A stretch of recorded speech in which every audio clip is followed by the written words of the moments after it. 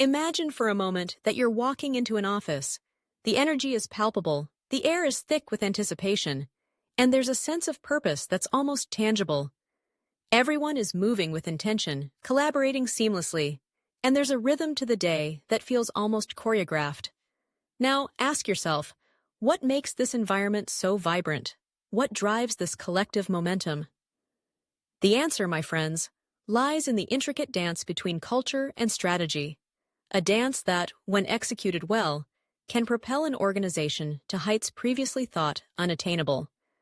Let's start by defining culture in the workplace. Organizational culture is like the invisible thread that weaves through every interaction, every decision, and every outcome. It's the collective result of accepted behaviors, interactions, and methodologies that evolve over time.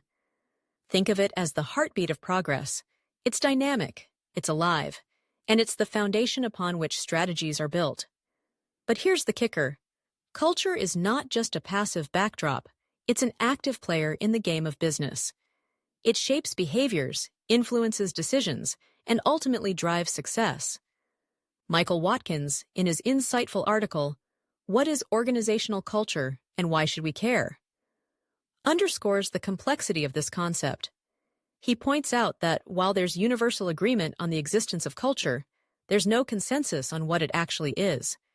This ambiguity can lead organizations astray. Without a clear understanding of their cultural identity, companies may find themselves floundering, unable to align their strategies with the very essence of who they are. So, how do we bridge this gap? How do we align culture with strategy in a way that not only makes sense, but also drives results? The answer lies in a thoughtful approach, an approach that recognizes culture as a living organism that requires nurturing, attention, and above all, intentionality. Let's take a page from history to illustrate this point. Consider the ancient samurai of Japan and their code of Bushido, which translates to Way of the Warrior.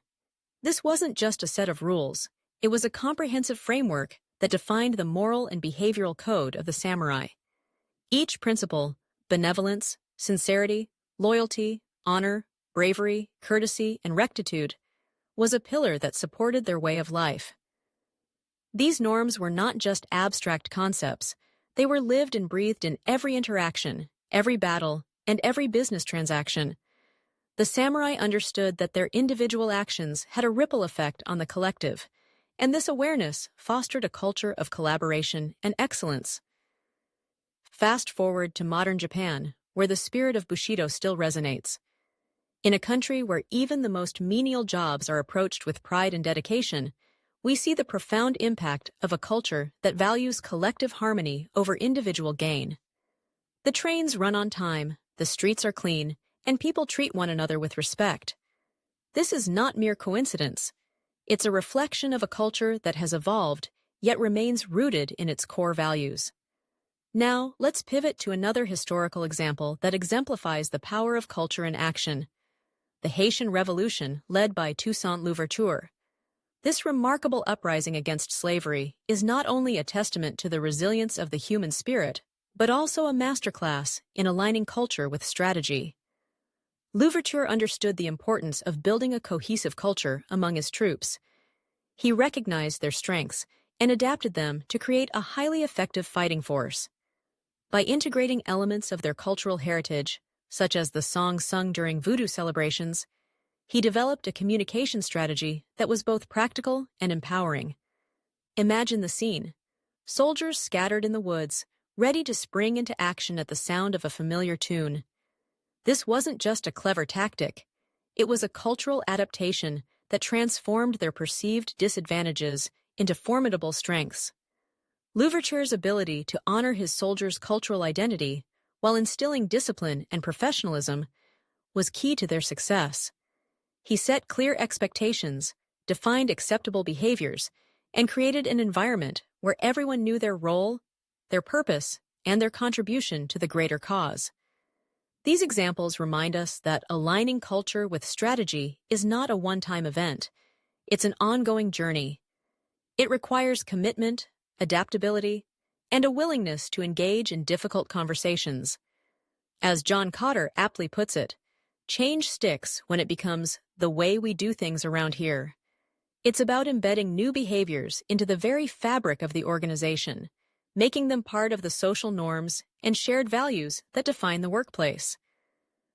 So, what does this mean for us today? It means that as leaders, we have a responsibility to take ownership of our organizational culture. We must be intentional in shaping the environment and expectations that influence our teams daily. This is where the concept of ways of working comes into play. It's not just about establishing a set of guidelines. It's about creating a unique code that resonates with our existing culture and aligns with our desired outcomes. Imagine a workplace where every individual feels empowered to contribute, where their voices are heard, and where their efforts are recognized. This is the essence of ways of working. It's about driving cultural change through conscious communication, fostering an environment where high standards are not just expected, but celebrated. When each person understands the impact of their actions on the collective, the whole becomes greater than the sum of its parts. But how do we get there? It starts with leadership. Leaders must embody the values they wish to instill in their teams. They must model the behaviors they want to see and create a culture of accountability. This means recognizing and rewarding those who exemplify the desired culture. It means celebrating the small wins and reinforcing shared values in every interaction. Change happens one conversation at a time, one project at a time, and one day at a time.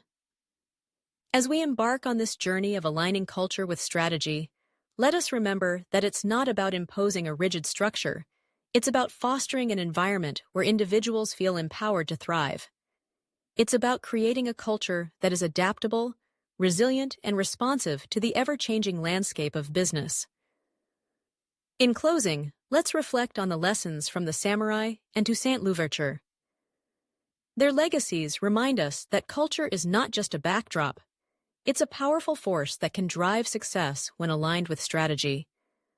By embracing ways of working, we can cultivate a culture that inspires, motivates, and ultimately leads to exceptional results. So let's take this journey together, committed to building a workplace where culture and strategy are intertwined, where every individual feels valued, and where success is not just a goal, but a way of life.